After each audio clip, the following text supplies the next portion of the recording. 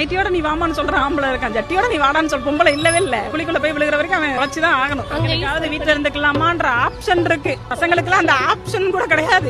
ஒரே ஆப்ஷன் தான், குளிக்குள்ள போய் படுக்கிற வரைக்கும் வேலையை பார்த்துட்டு போப்பா அப்படின்ட்டு. ஆபீஸோட டென்ஷன்ல வந்து உட்கார்ந்து இருப்பாங்க. ஒரு நாள் நீ எனக்கு பூ வாங்கி தரல, அது ஏன் அப்படின்னு சொல்லி நாங்க ஆரம்பிப்போம். உங்க அம்மா என்ன சொன்னாங்கன்னு தெரியுமா அப்படின்னு நாங்க ஆரம்பிப்போம். அவன் அங்க செருப்படி வாங்கிட்டு வந்திருப்பான். அது எங்களுக்கு தெரிஞ்சாலும் நாங்க எங்களுக்கு இது தெரிஞ்சே ஆகணும். அம்மா முக்கியமா இல்ல நான் முக்கியமா ஆனாலும் கேட்போம், சொன்னாலும் கொண்டுருவோம். நாங்க முக்கியம் சொன்னாலும் நாங்க நம்ப மாட்டோம். ஆனாலும் அந்த வாயில இருந்து வார்த்தையை கொண்டு வரோம். வைப்போம். வீட்டு வேலை செய்யறது கஷ்டங்களா இல்ல ஆபீஸ் வேலை செய்யறது கஷ்டமாக்கா? வேலை செய்யறதே கஷ்டம் தான்.